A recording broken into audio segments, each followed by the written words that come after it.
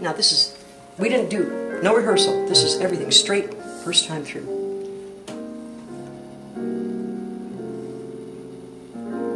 Under a blanket of blue, just you and I beneath the stars, wrapped in the arms of sweet romance. The night bring back memories. Well, it does. This is such a lovely tune. These tunes are. Well, this is the only thing I've ever done that I selected all of the tunes. I finished that in, I don't know, 2013. It's a ways ago now, 2013. And this is the... That's the first one, the Christmas Lady, yeah. The one that has the credit to your dog. And this one here, what's unique about this one? Well, I always wanted to make a record with Don Thompson because he is, I mean, they just threw away the mold. This guy can do anything. I'm just so in awe of his phenomenal musicianship, and he happens to be a very good friend of mine. You developed the nickname or persona of The Christmas Lady. The Christmas Lady. Yeah. How did that come about? It was my very first CD called The Christmas Lady. It took me 7 years. I recorded 5 hours every Friday. It's the one I sang 1,100 vocal tracks on. I did all the arranging, all the writing, all the playing. I started with no sound at all. And we have all of that sound coming from one person. But it was difficult. It's that multi-tracking stuff, all those parts were very hard to sing. Mm-hmm. And I remember Thursday night I wouldn't sleep at all. I'd be terrified that I wasn't going to be up to the job of being down there for 5 hours the next day. Ron Czar was the owner of the studio and my engineer. And I'd be banging up the stairs with my first, Holly was my first Westie. And she was... On the CD itself, she's named as the executive producer. And I would bang up the stairs with sleigh bell, assorted Christmas paraphernalia, and he'd always yell, "Here comes the Christmas lady!" It seemed the obvious thing finally to call the album, and the name has stuck. My favorite song in the whole world has always been "Have Yourself a Merry Little Christmas." Hugh Martin, who was a pen pal of mine, by the way, he wrote the tune, yeah.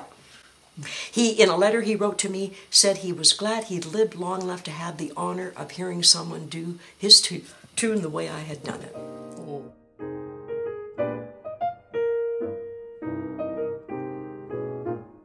I love you, there's nothing to hide. It's better than burning inside. I love you, no use to pretend. There, I've said it again. I've said it, now what more can I say? Believe me, there's just all told, no I was in Dal way. Richards Band for 48 years at the time that I retired when I was 68 years old. There, I've said it again. One of your favorite commercials you did, how did that go? Well, and that was an accident. I was at Manta Sound doing something else. I've long since forgotten what that was. Haygood was across the hall in another studio doing a commercial for Ontario, Bell Canada, it was. And it was a guy that he had hired, and I'm just leaving, and I said, "I'll see you tonight, boss," because we were working at one of the hotels around town. He said, he always called me McNutt. He said, "McNutt," he said, "come in here and just put this on so the client can hear what a woman sounds like." And it was, Near You. It was the first one. And then we did Anytime and Are You Lonesome Tonight. As it turns out, it took me, 5 minutes? They ran it for 15 years. I made tons of money. I used to tell the audience when I was playing and singing, I said, "Ladies and gentlemen, we don't like to flaunt egos." I said, "but I actually had a little bigger hit on this tune than Elvis, Are You Lonesome Tonight?" Because it was the Bell telephone commercial, right? So what is it that fascinates me? Well, if you put Christmas together with music, it's the reason why my CD player in my 23-year-old Honda doesn't work anymore, but there was always a Christmas CD in it, always. But I have my 5th West Highland Terrier puppy. I put my money where my mouth is. His papers read the name to be Christmas Eve, and it has been shortened to Chrissy K for Kris Kringle. It's a feeling. It's all to do with when I was a kid, the snow, the lights.